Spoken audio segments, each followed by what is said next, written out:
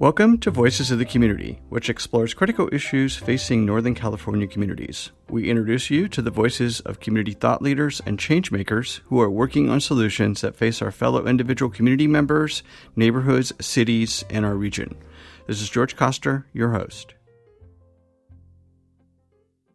Today's convening and conversation with Stockton, Tracy, and San Joaquin County community leaders is our final follow-up conversation from both the town hall event we hosted in May of 2019 and the original 12-episode documentary series titled From Bankruptcy to Reinvention, the City of Stockton, that we produced in 2016 and 2017. The title of today's episode is The Opportunity That is Stockton. Where do we go from here? A reflective conversation. With the loss of Mayor Tubbs' re-election, we wanted to bring together as many of the voices featured in the original radio documentary series to have them update the community and listeners on their work going forward within the context of both a new city administration, a global pandemic, and an economic meltdown. Welcome, everybody. Just want to welcome you to KWDC, 93.5 FM here in Stockton. Thanks for hosting it. Lang, thank you so much for being our MC. Just like you were back in Memorial Day of 2019 and our last town hall conversation where we got folks together. So I'm going to turn it over to you so that we can start the invocation. Wonderful. And I want to say thank you to everyone listening on KWDC. Thank you to everyone tuning in on Facebook Live and to everyone in this Zoom room with me. It feels cozy on this warm evening, hopefully warm for us, but I know a cold night for many in our community. And I'm just honored that you have chosen to join us for the opportunity that is Stockton, this opportunity to really listen to some of our major community leaders, not only from our city, but throughout our county. We're going to start this program with some reflections on really what's going on in the world and start in quick succession. I'm going to introduce three of our community leaders. First, Councilmember Dan Ariola, then Councilmember Kimberly Wormsley, and followed up with a real invocation from our pastor on the line, Pastor Curtis Smith. But to kick us off, I'm going to ask to pass the Zoom mic over to my friend, my brother, my sister, I might say sometimes, Councilmember Dan Ariola, who represents the great city of Tracy and also serves in public service throughout our county. Why don't you kick us off, please? All right. Good afternoon, everybody. Thank you for the invitation and thank you for having this. This is incredible to see all of your beautiful faces. And I think just, representing the city of Tracy, I just want to thank you for making sure that our other cities are here and at the table and in the forefront of this conversation. I think that we need to really kind of conceptualize and understand that the problems that we're facing, particularly with COVID, there are no boundaries. And we need to really understand that the virus doesn't work that way. We need to be working together. And for the city of Tracy, we've had 48 deaths. And every single time I hear those numbers, it breaks my heart because these are members of our community. These are parents. These are kids. These are our brothers and sisters. These are essential workers. And they're members of our community. And we're experiencing that throughout the community. And so forever we can do as a city, I want to make sure that, the city of Stockton knows that everyone throughout the community and county knows that we are here to work alongside you, with you, and we're in this together. And we're, proud to be here in behalf of City of Tracy. Thank you. Thank you, Councilman Ariola. Also representing our city government on this line, I am going to next welcome one of our newly elected city leaders, proudly representing South Stockton. Please join me in welcoming Councilmember Kimberly Wormsley. Thank you so much, Lang, for that introduction. I think that the effects of COVID it's indescribable at this point. In the last 7 days, I've lost 3 former coworkers who unfortunately lost their lives to COVID-19. Not only because the impact of COVID, but also in order to access a medical bed, people were waiting, whether it was a car accident or a broken limb, or in my family, I had an emergency with my daughter who was in the emergency department for almost 3 days because she was waiting for a bed because the capacity was at 0. And so our community has been impacted significantly, and that's the sad reality. However, I do want to recognize the strengths of our community and neighborhoods. And so today we honor and reflect for those who we have lost, but we also acknowledge the strength and the love and compassion that many of our community members have demonstrated in the last nearly 1 year. Thank you. Thank you, Councilmember Wormsley. And as we are kind of rooting ourselves in what is happening in our world and in our community, I think it's very important that we listen to our spiritual and religious leaders. So at this time, it's my great honor to ask Pastor Curtis Smith to share some words with us before we get into the rest of our conversation. Thank you, Lang. I'm going to be giving our invocation, for this evening. We heard from, both of our council members here that this has been a tragedy to our community, to our city, our county, our nation. And so I am going to be praying from my Christian faith tradition. It has been faith as if someone who has lost family members as well to this. It's been my faith to actually carry me through and this time and to give us strength, as a family to be together and to be there for each other as much as we can when we really almost can't.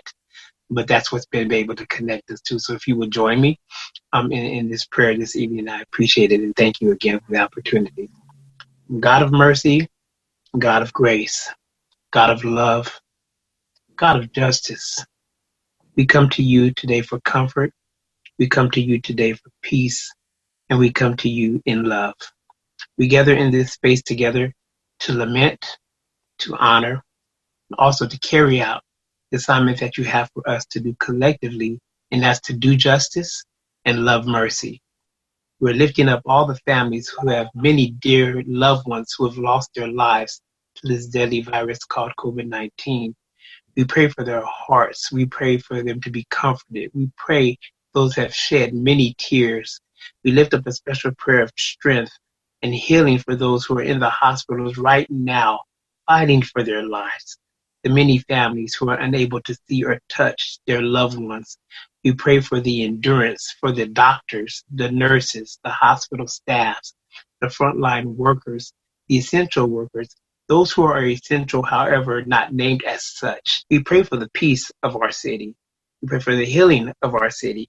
We pray for the activation of liberty and justice for all. Hear us, be with us, and this I pray in Jesus' name. Amen. Thank you, Pastor Curtis. As we are rooting ourselves in what has happened over the past 9 to 12 months and before, and talking in a moment about what comes forward, as of last night in San Joaquin County, there have been 844 deaths and over 30,000 cases of COVID. I would ask you to please join me in a moment of silence for all the lives that have been impacted and lost due to the pandemic, and also due to the dual pandemic of systemic racism and other forms of oppression. Thank you. So again, if you are joining us tonight, either on Facebook or on KWDC or one of our other many digital platforms, you have come to hear from and to uplift the stories of a community of leaders in this city, in this county, who are really trying together to build a more just, more equitable, more progressive, and more humane city. My name is Lang Luntau. I have the great honor of serving as the executive director of the Reinvent Stockton Foundation. But you didn't come to hear me. You came to hear some of our amazing leaders who have been profiled in the wonderful series of interviews that was produced by one of the leaders that you'll hear on the line today, Mr. George Koster. If you haven't already listened to the interviews, I would encourage you to do so. And I might ask George to share in a moment how you can access those. And today we're really excited to talk with some of the people and organizations that were profiled, or maybe folks who have come into Stockton or expanded their work in the time since those interviews happened, to really reflect on the state of our city and where we're going. At this moment, actually, George, do you want to just give a quick reminder of how people can access that if they haven't yet heard the radio series? Sure. So thanks, Elaine. Just go to my website, georgecoster.com, and then you'll see up in the right-hand corner, Voices of the Community. Click on that. It brings you to our landing page, and then there's a box that says Stockton, and there's the 12 interviews, plus episode 13 is the town hall meeting we had in 2019. There's also a video attached to that, a short one, and the long form if you wanted to listen to the whole 2.5 hours. And then also you can listen to the unedited, because the shows were put together for 30-minute radio shows with KWDC. Thanks again to Leo and the KWDC team to broadcast those. And they were just broadcast again this last week. But you could stream them and stream the town hall. I think the town hall was really great because it included youth leaders along with all of the community leaders. Some of them are on our Zoom meeting today. Wonderful. Thank you, George. And we'll come back to that at the end of this presentation. At this time, I am going to start passing it to some of the leaders on the line who are the voices that we really want to amplify. I could be a hype person for all of these people. I won't do long introductions. I just do want to name that I love all of the people deeply on this line, and I will ask them to introduce themselves. But the first question I'm going to pass out is really just around what the state of our city is. And the first question is going to go to Janae, the director of Stockton Scholars. So the question I'd like to ask you is, please share with us your reflections on the state of our community, from COVID to the domestic terrorism that took place in Washington, D.C., to our new president and vice president. In Stockton, there's new leadership. All of this has an impact on the work that you do. What are your thoughts, Janae, on the state of Stockton? Well, thank you for having me and for that introduction. Again, my name is Janae Aptaker, and I am the proud director of the Stockton Scholars Program. For those who may not be familiar, Stockton Scholars is a college promise scholarship program that we're really working to defeat the educational crisis in Stockton. We know about 17% of adults over the age of 24 have a higher education degree. And so we are working to combat that and make sure that students have everything they need to pursue higher education. In regards to your question, I agree with everyone who opened the space. COVID has absolutely been devastating for our community. One of the first things we did as a program is surveyed our students when COVID first hit, and we saw that students had to move out of their dorms in an emergency or did not have access to Wi-Fi or computers when being off campus. We saw another recent survey that we conducted. Many students indicated that they're suffering from increased levels of anxiety. Some indicated suicidal thoughts or possibly eating disorders, other things. So we're seeing the stress and the effects of COVID have had a huge impact. Some have lost family members or whatnot. So that's definitely been a huge one for us. I think another part is our program was founded by Mayor Michael Tubbs and Lang Luntow. And just in relation to the narrative and everything happening in the community and nationally, we've been very affected by disinformation campaigns as a program. And that's very unfortunate because Stockton Scholars is not a political program. We're all about students, and it really supports students and make sure that they have everything they need to get through college. And it's just interesting how the impacts have taken a toll to a certain extent, where students question if our program is real or if they're going to get a scholarship. Yet we've given out over $1 million in scholarships to just 2 classes of students. And we really want students to be able to take advantage of that information. And I just have seen how this kind of disinformation has been mirrored on the national stage, and with what we've seen in the last 3 weeks with the insurrection and folks not really believing the truth. So it's definitely had an impact. So we're happy to continue supporting our students and love all the leaders on this call. Thank you. Many of you have collaborated with us, and we look forward to continuing to do so. Thank you, Janae. I know that we heard some of your reflections in your introductions and the invocation, but I'm wondering if maybe Pastor Curtis would be willing to share his perspectives on the state of Stockton. Okay, great. The state of Stockton. It's hard to answer that succinctly, just to be very direct. As I'm concerned, is that if I have a word concerned about the state of Stockton right now, basically being named as the most diverse, it seems that it appears as we stepped back, I should say, in a sense of how we are looking at maybe representation of the most marginalized, of the people of color, of some of the things that we have, I should say, fought for, some of the issues and things that we have fought for, the threats against some of those things, and some of them haven't been, I should say, named in public, but like I should say in my arena, there's a lot of concern for the state, I should say, our future. And for particularly just starting out the year with the situation that happened with Devin Carter, because just lifting that up, and then still some of the things that still we're dealing with when it comes to our law enforcement agencies, and basically the thought of who's important, I should say, or humanity itself, who's human, who deserves. The disparities that COVID has basically lifted up as far as which communities are affected. That has been things that have been here that we've known about. But the pandemic, like you said, we have two pandemics. The pandemic has just basically escalated and I should say lightened us to the pandemic that really exists, and the disparities that we have between our counties, and there's so many different breaches that need to be repaired. And so for me, I believe that, there's a lot of work to be done, a lot of accountability in different areas that we have for our elected officials, but we have work to do. I'm very concerned. I have to stay hopeful. My faith puts me there because I look at little stories and little testimonies of community members who are, doing well in spite of, and who are making it because of their endurance, because we have some strong people in our community. We have some brilliant people in our community. We have some great entrepreneurs. And so in spite of it all, especially for people in the Black community, is we've learned how to make it in the midst of struggle. We learned how to turn our pain into purpose and make it our passion and make it our life's mission. And so this is nothing new to us, but it's still, I am concerned. I don't feel really a step forward so much as I'm really concerned about how far we have stepped back. Thank you. And I really deeply appreciate how you're able to pull together so many current events, the values that bind us together as a community, and hold us to account around how we're defending some of those values in a city that is the most diverse in America, right? Councilmember Wormsley or Councilmember Areola, do you have anything to add to that?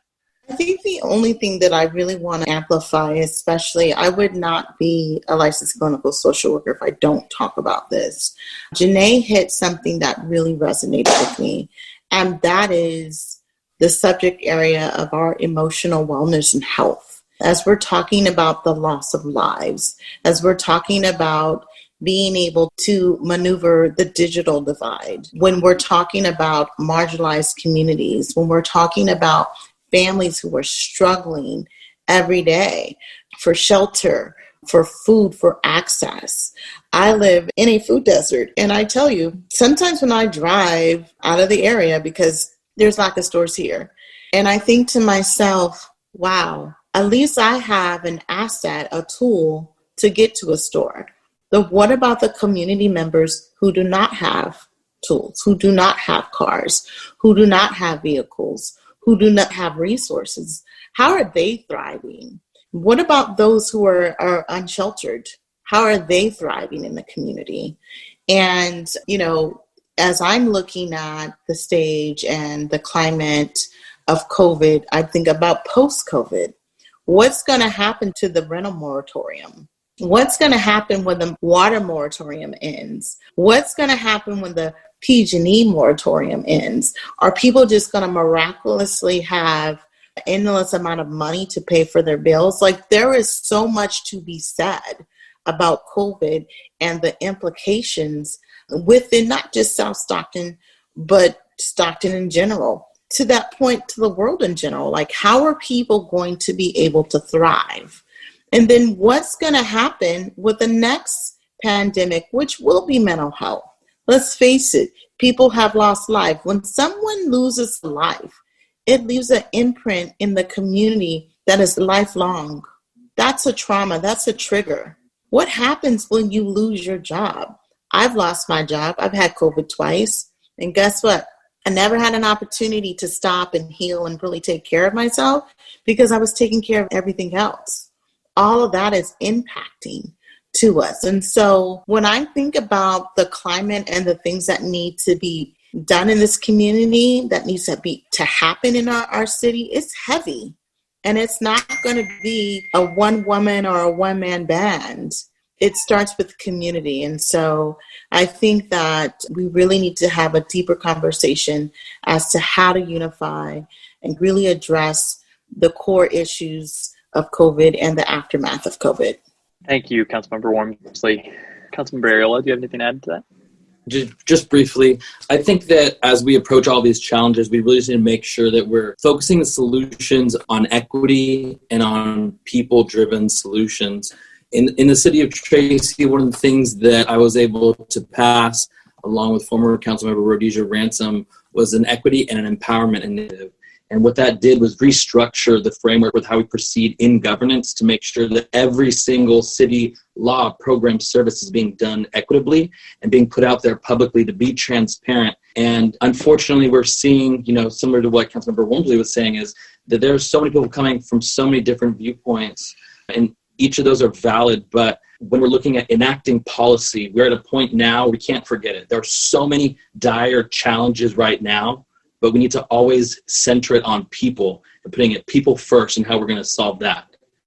And it can be incredibly frustrating as an elected official because sometimes you struggle with proposed policy initiatives that are counter to that. One of the things we face in the city of Tracy is this really huge push for sanctuary cities for businesses just open up without any COVID restrictions or limitations. And it's incredibly frustrating because we do hear and see the struggles that, many of those individuals are coming with, but we also need to really focus and look at people and what we're doing it. In the city of Tracy, we don't even have a homeless shelter. And so we're working, quickly, effectively to try and get the warming center in place to push those because it needs to be centered on people and how we can solve that. And that's an incredible challenge for everybody and in all the cities throughout the county. It's that kind of those institutional differences they're going to take cohesion to actually solve. So as we do proceed, just to make sure that we're focusing on that equity, focusing on those human solutions for every single step and every policy that we pass forward. I think that some of the trends and themes that both of you highlighted, first, Councilmember Wormsley, and your endless focus on wellness. I am so deeply appreciative that we have a licensed clinical social worker in city government reminding us of the urgent need for us to take care of ourselves and our families, both physically, mentally, holistically. And Councilmember Ariola, your real challenge for us to think about equity, I think, are going to be really important considerations for us as we figure out how to recover as a community from a traumatic year we've experienced. And I know that COVID did nothing but expose some of the inequities that have been present for decades, right? But what gives me hope is this group of community members coming together and articulating a different way. And I think the challenge will be to see how we can step up and really promote that action. I recognize that Tama Brisbane is on the line with us. And so I would love to just allow her to introduce herself and maybe answer this same question if you're willing to build out on some of the things that people have said around what is the state of our city and our community. And what do you want people to know about where we're going from here? Hi, I'm Tama Brisbane, Executive Director of With Our Words, and it is my honor to also be the Poet Laureate for the City of Stockton. How do I see our city? I'm going to come at it a little bit differently, y'all. We are in transition. We are in conflict. A great many of us are in denial. And then I'm going to back it up with some M-sounding words. We are also empowered. We are emblematic of what is wrong, but what can also possibly be right. And we are emergent at the end of it. We are going to get through this.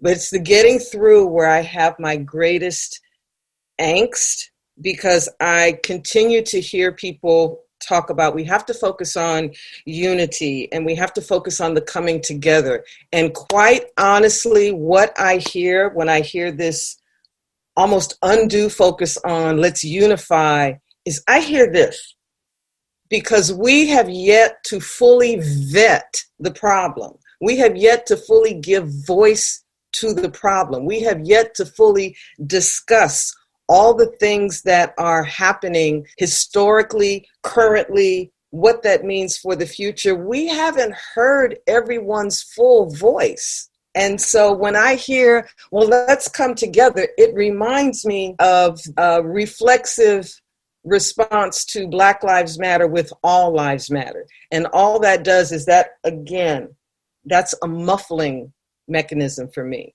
And until we actually fully vet the problems that we are facing, we're not going to be able to come together. We still have to have uncomfortable conversations. We still have to have bang the table meetings. We still have to use language in the way that it's meant to be used. And that's where, being a poet makes me happy, because the entire world has been mesmerized by the words and the poetry of Youth Poet Laureate Amanda Gorman, because she succinctly and creatively and unmistakably gave voice to the trauma we have been experiencing, but also the hopefulness. And she is the very opposite of the way language is currently being used by our political structure. And they're taking language and turning it into these toxic pretzels. They're twisting it and dipping it in poison and feeding it to the gullible and the resentful, when really what we have to do is just talk to each other and be honest with each other. And sometimes that honesty isn't fun to hear, nor is it fun to say. But if we don't do it, we're not going to get to that unity that we all want to focus on. Because if we're focused on that unity down the road and we miss the rocks that we're liable to stumble over, we're not going to get there. And I don't mean for that to sound unhopeful. I remain optimistic. My meme is wrought iron optimist. You can't bend my optimism. You can't break it. But it is something that I have to temper with a clear-eyed focus on the landscape at hand. So with that, I get off my soapbox. We love the soapbox, Amity. We do. And how you are always able to root us in what matters in a different way. I see lots of appreciation on our line. I do just want to take a moment to introduce two final ones before I pass it off to George and really get into the meat of what this radio series was, what it exposes now, how we revisit it. And those leaders are Dr. Nancy Wante-Sinzun of Nopal and Sacramento State, and then also our representatives from Fathers and Families of San Joaquin. So I see Irene Kalimlim and Leo Martinez on the line. I think we're getting a lot of really good just insight out of this question. So I'll ask Nancy first and then pass it to our colleagues from FFSJ. What do you make of the state of Stockton? And I would also ask, just given that I know that Dr. Wante, you are indeed an educator in many forms, I would also wonder if you have any insight on what the state of Stockton is for our young people, what the state of Stockton is for our educators, and how we should make sense of these really overwhelming dynamics that we're living through. Thank you, Lang, for inviting me today and for the introduction. Very important questions. Like Lang said, my name is Dr. Nancy Wante-Sinzun. In Stockton, I co-direct a project called Nopal, which focuses on Chicanx, Latinx youth activism. It hasn't really been a year yet since we've launched the project with my compañero Ricky Gutierrez, but it feels like it's been more than a year because we've been so busy. And then the other part of me, I'm a professor. So I teach ethnic studies at Sacramento State University. And just last year, I started getting back into research. So I'm currently working with folks at SUSD to basically research ethnic studies and the impact on young people, or getting that started. We haven't started yet, but we're already thinking about, making sure that we document this work and this history. And then my other work is with also documenting the impact of college promise initiatives, which are so important. Things like, Stockton Scholars, for example, and other initiatives that support our young people, right, in their pursuit of higher education. And so the state of the city, I'll be brief because I know that a lot has been said, and I definitely echo Mama T conversations right, of having courageous conversations. I think that, COVID-19, like Lang said earlier as well, has really brought us back, right, to think about these issues that have been issues for longer than I have been alive. Issues of poverty, issues of racism, colorism, all these things that we are taught to look past or to maybe not think about at all. And I think that that's the task at hand, right? And Stockton specifically is that we need to take a moment to really talk about those uncomfortable things. I mean, I don't speak for everyone in the Chicanx, Latinx community, but as a Chicana myself, growing up in a Mexican household, the conversations around racism came and went, right? In terms of my background as an immigrant, but we never really got to heal from the trauma. And I think that we got to talk about these issues while at the same time, we need to do some transformative healing. And that's a lot of work. I see that a lot here in Stockton, right? The future. That's why I teach ethnic studies. And honestly, it's the intersection of ethnic studies and education. How do we make sure that these places continue to live and that we are able to offer this at the community-based level? So places like Little Manila Rising is an important project. The projects that are led by Mama T, right, around being able to be writers and poets and being able to document the work in that way. So again, I think that the city of Stockton, we've been through a lot. We're resilient though. We're super badass. There's so many great examples of us surviving, but we can't just move along trying to teach folks how to survive these systems of oppression. We also need to get the work running on how to change systems and dismantle and create. And if we have to dismantle them, I would say as Stocktanians, we should take on that challenge and join other movements across the state and the nation who are saying, ya basta, right? Like this is enough. And so I am encouraged, but I also know that there's a ton of work ahead of us, but I'm ready. We've been ready, at least some of the people that are on here, all of the people, we've been ready. We're doing this work, and now we just need to create stronger solidarity points and heal as a collective, because that's also another issue. Some folks are not ready to face the healing process as a group. So, but that's not their fault, right? Because this is compounded trauma. This is generational trauma. So anyways, thank you for inviting me. I'll probably stay on for a little longer and then step away.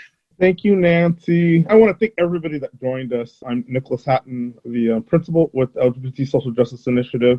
And so I thank you on behalf of this collective for joining us. I do want to speak to one thing that real quick, Lang, if you don't mind, and that's the conversations that families have. And what has been so interesting is hearing from people like Holly Berry and Kamala Harris, our vice president, and other mixed African Americans who have all shared how they at one point were sat down by their mothers, their white mothers, including our former President Obama, and told, you are Black, and these are going to be your challenges being Black. I question, because I know in my upbringing in Stockton, we never had that conversation, and I question how many parents sit their children down and have those conversations. And in particular, within our Latinx communities, I think that Stockton culturally has done a great job of acknowledging its diversity, but not acknowledging the importance of understanding the nuances within that diversity. And I think that that leads to us becoming adults and thinking that we are diverse and I don't need to understand, which then leads to implicit bias, which I think has really impacted who we are as people today. And I think the local election results is a complete reflection of that. And so I hope that those of you who are listening to the doctor speak and talk about those important conversations that families have, that we do when our youth are young. And that was the connecting thread with all of these wonderful mixed actors and leaders, is that the parents sat down with them at a very early age and started to inform them of who they are and how that plays in society. And so hopefully more and more families will take Dr. Nancy's cues and start having those conversations. So that's just the point that I wanted to share. Thank you, Nicholas. I do want to wrap up by introducing the last of our community panelists before I pass it to Mr. George Coster to kind of transition into our conversation around the radio series and really revisiting that radio series. And the last community representative is Miss Irene Kalimlim. Irene and Leo are here representing Fathers and Families of San Joaquin. Would love to pass that question to you as well. What's the state of Stockton in your opinion? What have we missed, or what would you like us to focus on and add on to? I can go. Yeah, I definitely feel what everyone's saying about a lot of challenges ahead. COVID, just continued pressure on racial equity, as well as the climate crisis as well. But I actually feel pretty hopeful just seeing the room of people here. I think a lot of people from my generation have been observing and watching the actions for a lot of the organizers here, and that in turn inspired us to take up leadership. And so there's so many things now that I think are happening and are really transformative because of a lot of the organizing and seeds that were laid down by a lot of people in this room. So Little Manila has been pushing for ethnic studies, and now that's becoming a thing in our Stockton Unified School District. I know at Fathers and Families, ever since our founding in 2003, our biggest campaign has been around closing youth prisons. Just last year, it was finally announced that they're going to be closing the Stockton Department of Juvenile Justice facilities and trying to transition to a more healing-centered, culturally based approach that is trauma-informed rather than punishment, incarceration, and locking people up. And that's really beautiful. And then more the area that I'm focusing in, Stockton is just really challenged with a lot of environmental justice issues. But, just last year, we were able to receive $10 million in investment for transformative climate communities, on board to have maybe another $40 million for the air pollution cleanup with the AB 617. And those things are all just really promising on what can be changed and what things we can see because of all the organizing that has been done the last 10 years, longer than that. And I even feel hopeful now, even seeing people, the next generation below me, people like Princess, who's been organizing for like the Stockton Coalition for Shared Safety in School, some of the Little Manila advocates, and with our word youth advocates that are using their voice to decry environmental justice in the Delta. And, I really think there's a strong culture in Stockton of community organizing because people are seeing a reflection of themselves in the generation above organizing. And it can be definitely like a really powerful thing now that we have these 3 generations of strong youth organizers in Stockton and that intergenerational movement. So that's just some of the hope that I am feeling despite all the challenges that are happening. Thank you so much, Irene. And I really love your amplification and lifting up of these amazing youth advocates, activists, organizers, as you mentioned, who really do give us a lot of hope. You're listening to Voices of the Community on KWDC 93.5 in Stockton. This is George Coster, your host, and if you're just joining us, in this episode, we're discussing the opportunity that is Stockton. Where do we go from here? A reflective conversation with Stockton and San Joaquin County community leaders about all of their ongoing work to address the issues facing both Stockton and San Joaquin County. Let's get back to our conversation led by Lang Lentau. I see that we're joined by our brother Sammy Nunez, the founder of Fathers and Families of San Joaquin. Hi, everybody. Thank you, Sammy. And I think that the question we've been asking a lot of the panelists really is just what's, in their opinion, the state of the city of Stockton? What's the state of our communities? And so I wonder if you have any thoughts on that in your perspective. Yeah, no doubt. Thank you so much. It's a really great question. I actually heard some of Irene's commentary earlier today, and I couldn't be just prouder of our team and how they represent in these spaces. And I echo everything she said was spot on. I think that it's a double-edged sword, I think, right now. It's a duality of life. We've been ravaged by this. We've been hardest hit by this. We are the community where I think that's obviously exposed and accelerated some of the inequities that we've already been experiencing in Stockton. And we know the history. We've been there. We've read it. We've understood it. We have our own data on it. We understand how we got here. And we bear the fruits of our history, don't we? And so it's not by an accident. It's not a surprise. Some people might say it's by design.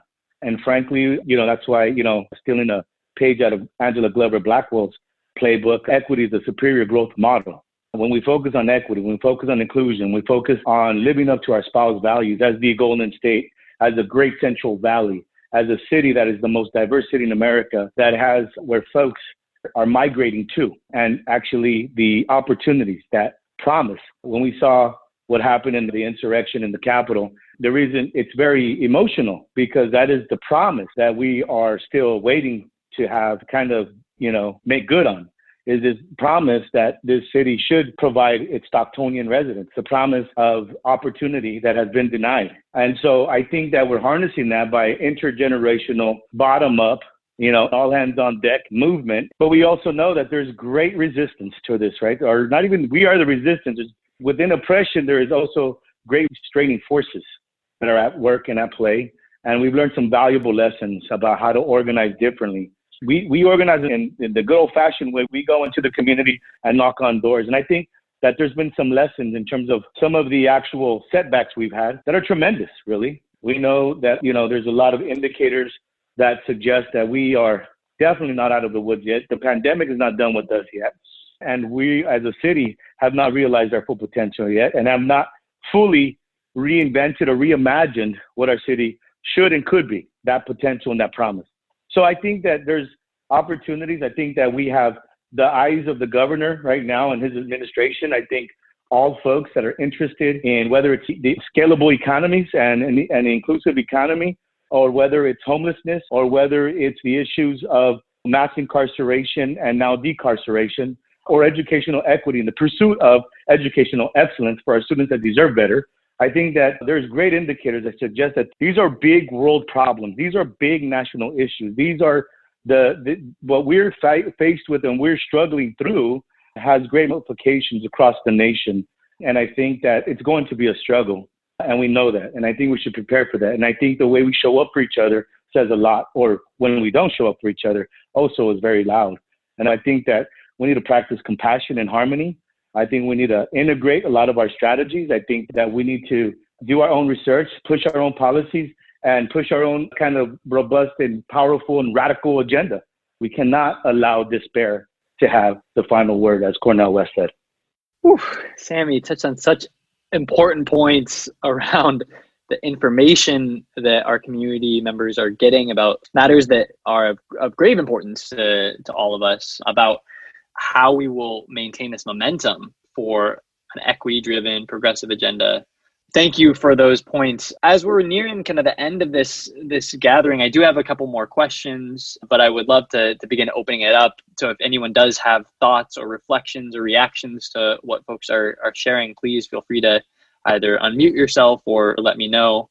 I know Nicholas had a point. Go ahead. And Jasmine is with us again, Lang, so I want to make sure that she has an opportunity to speak. But, as disappointing as this election was, I think that those that oppose us have this assumption that our movement is where we're at. It's the position that we're currently in.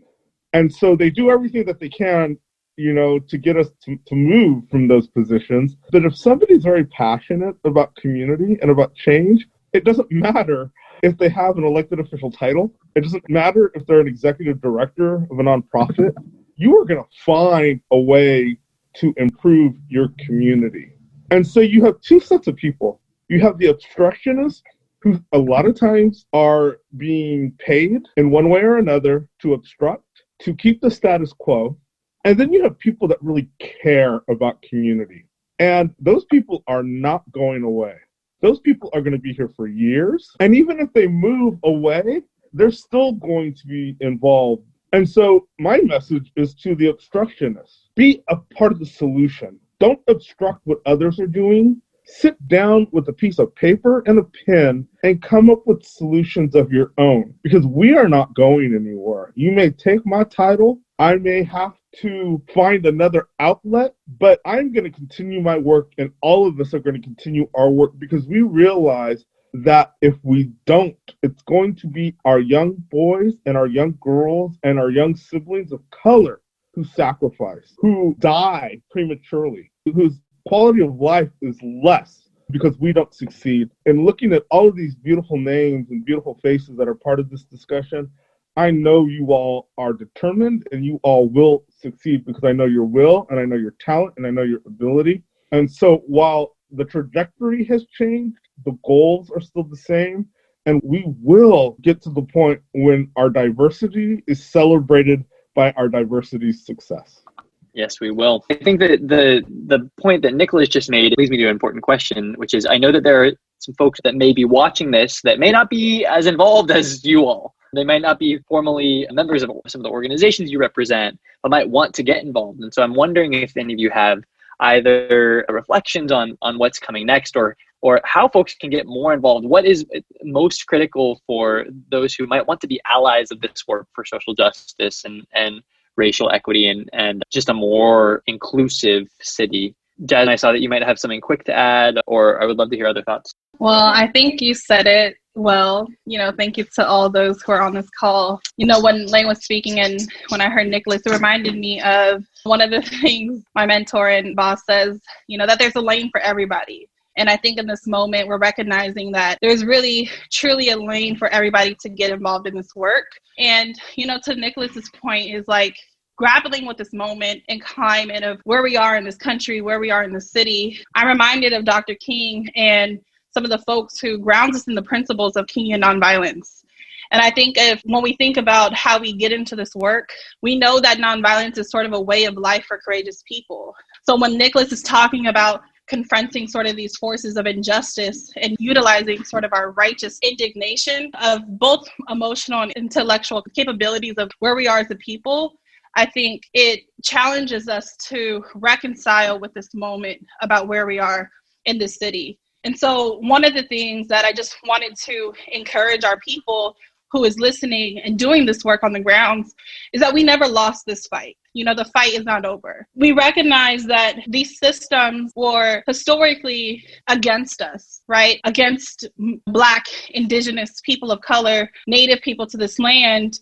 And every day we are constantly fighting. And one of the principles of Kingian nonviolence as well is, attack forces of evil and not persons doing evil. So when we recognize that we're not attacking individuals, we're really attacking and uprooting a system that has fundamentally been built against us. And I think that this moment is calling for us to really reconcile with these issues that are happening and address them face forward. And I am hopeful for the future of this city and know that there are great, amazing leaders who are rising up to this moment, who are recognizing that our democracy is under attack and that we aren't backing down, and that young people will continue to rise and really continue to reclaim this narrative that they thought they won. And I'll end off with a Mexican proverb, that says that they tried to bury us, but they didn't know we were seeds. And I hope people recognize that we are continuing to fight and uprise against the injustices that are happening on all levels. So I'm going to stop, but I heard Sammy, I heard Lang, I heard Nicholas, and thanks for this conversation, but do not be discouraged, our people. We are continuing to do this fight. That's right, Jazzy. I just want to say that it's good to remember, too, that MLK, Cesar, they were not necessarily always loved for their beliefs and fighting for those beliefs. There was overwhelming odds they were against and people that were trying to undermine them. And including, our own government, our own people in places of power that feared this kind of transformation. So it's very good to remember that. And they elevated their tactics. Nonetheless, I think it's always good to begin with honoring our ancestors and their freedom fight and how this is a continuum of that. And I think that if we really realize our full potential and we harmonize and we build this cohesive community and we decolonize, not just mobilize, but we decolonize and these imposed kind of, where do you go for truth? Does truth even matter? Because it's so pervasive. I think the greatest thing we could do is show love. I think that my people have always shown love, even when they haven't been loved upon. They always worked hard to actually provide for their families. And I think, if anything, if I could just invite people to show up with love, I think that's the most radical thing we can do, because the fire in our belly is because we love our people. And we're in a collective struggle right now. And we need to know that we all have a place in this because we all actually are interconnected. And I think that if we see that sacredness, that sacred relationships that we have, I think we can't fail. We'll only win. And we're not afraid. We're not afraid of nobody. And we are very proud of our city, of our people, of our resilience. And, at the end of the day, we're on the winning side of history. Just know that. It just gets uncomfortable. You have to be comfortable with being uncomfortable in this fight. They call it a struggle for a reason. It's not going to come easy. They're not just going to hand it over. We have to fight every step of the way. We have to organize every day. We have to show up all the time. And we have to be all in. I love it. Mobilizing, inspiring. I'm going to pass one more question to the rest of this group before we close up, and it's about hope and where we're going. Because I think that we've heard a lot about what we've done, where we've come, the challenges we're up against, and I'd love to hear a little bit more about what is giving us hope for that next step before we close up. But George, I know we're weaving in an amazing gift that you gave us, which was an archive of the work that we've done over the past several years. And I'm curious if, upon reflection, if there are any reflections you have around the project met your expectations, or if there were things that you learned that were different than what you expected. I guess I'm just curious to hear your thoughts on reflecting back some of the things that you have seen in this community that might inform that conversation about hope. I mean, what gives me wonderful hope is the fact that you're all still gathered. If you do get a chance to go back and listen to those interviews with yourselves 4 years ago, going on 5, I mean, to me, they were really inspiring. They're really wonderful profiles of hope and profiles of change and profiles of people who, to Sammy's point, are not giving up. And I guess that's why I reached back out to Nicholas at the end of last year, is because I'm not giving up hope for my old hometown, and for all of you, support the efforts on the ground. And I've worked with Fred on some affordable housing. In fact, some of the money I inherited from my mom, who died in Stockton, I put into affordable housing in South Stockton because I wanted to do something for South Stockton, the neighborhood I grew up in as a kid coming in and out of Stockton. And I feel like my expectations were as much about discovery, what was going on. And what's really wonderful to see is here we are 5 years later, and that you're actually manifesting all of the stuff that you talked about 5 years ago, and you're on the ground making change. And I love the fact that, the message I carry through today is, not only it's about reflection, but it's that whole thing of renew. You guys are renewing your commitment to each other, renewing your commitment to the community. And to me, it's a wonderful series of stories and a time capsule, if you will, but really just such a wonderful piece of foundational community grassroots power. Absolutely. And so I think that is a good transition to the last question I have, which is just about hope. So what is giving y'all hope as we move into this next phase of our work? Is there anything that you'd like to focus the kind of listeners or our community on? Or is there any challenge you'd like to offer them? We can now roll up our sleeves and get some work done. John Lewis would not have left us if he didn't think that we could continue to get in some good trouble. And when my brother Sammy talks about we're going to lead with love, I need people, and I'm going to do something real black right now. I need people to understand leading with love doesn't mean you can push us around. It means I love this thing enough. I love this work enough to stand resolute, because that's what it's going to take. Do not mistake love for timidity. Do not mistake love for weakness. Do not mistake love for reticence. Especially do not mistake love for me not being willing to take off these earrings and have a confrontation if that's what it takes. We're not going to divert ourselves. We're going to have to go through this. There is going to be conflict. There's going to be confrontation. Are we leading with peace? Are we leading with hope? Are we leading with our best intentions? Absolutely. That doesn't mean we take a step back. So if sometimes we got to get face to face with an enemy, we got to get face to face with an enemy. Having a courageous conversation also means having a difficult dialogue. We still move forward. It would be a good idea to move with us, because in the end, we still win. There's more of us than there are of them. Well, if I could just add to that real quick, when I first started my advocacy, I was always called young man. And this is when I was in my 30s, and I'm no longer that. But to see leaders like Irene and, Philip and the two Leos, who I want to thank for your tech support in making this event happen. I'm so jazzed that we have younger leaders who are now stepping in, so that the blue-hairs that really have controlled and led the progressive movement for decades and decades stop calling me young, because they're the ones that are young. But what's even more exciting is that we have a new generation of young leaders that we're empowering, that we are came to tell our story. And our media project, which we're launching next month, where we are empowering those youth to tell our stories, is going to be the big difference. So I am looking forward to Irene and Philip and the Leo's generation taking charge and leading these even younger leaders to do our work. May I just say real quick, Lang, I feel like I'm trying to catch up with everybody right now, man. I'm feeling this conversation. It's a good conversation to have, and this idea of hope, and this is kind of a tricky one, right? Kind of a tricky thing because everybody wants hope. Everybody needs hope. You can't survive without hope, but you can't see hope. Hope won't feed your family. Hope won't give you shelter. Hope won't provide you with the quality education and prepare you for a career that you can break through the bondage of poverty.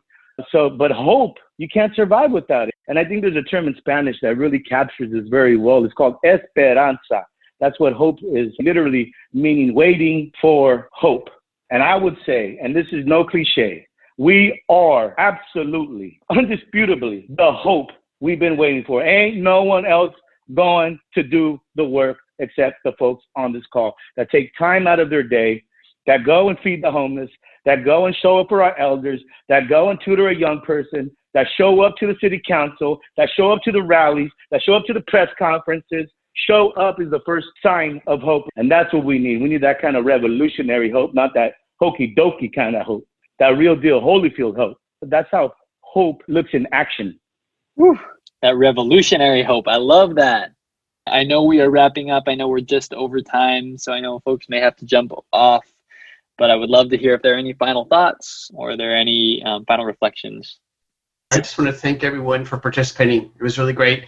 So thanks again for everyone's participation. I really appreciate it, and it gives me great hope to see all of you coming together to continue to push forward. Ditto. Well, thank you all for giving me the energy and the inspiration I needed. I hope everyone has a good afternoon and evening. Stay safe, stays dry as much as possible, and always be challenging ourselves to figure out how we can be extending compassion and love to those individuals and communities. That's it for this episode of Voices of the Community. You've been listening to the voices of community leaders in Stockton and San Joaquin County. I want to thank our radio host, Leo and Adriana at KWDC, along with Lang for hosting today's conversation and Nicholas for bringing together all of the voices on today's show. I also want to thank the community leaders who shared all of their insights and work to address the many issues facing both Stockton and San Joaquin County community members. For more information and to get engaged with the community leaders featured on today's show, along with listening to the 13-part documentary series on the city of Stockton, go to georgecoster.com, click on Voices of the Community, and then click on Stockton.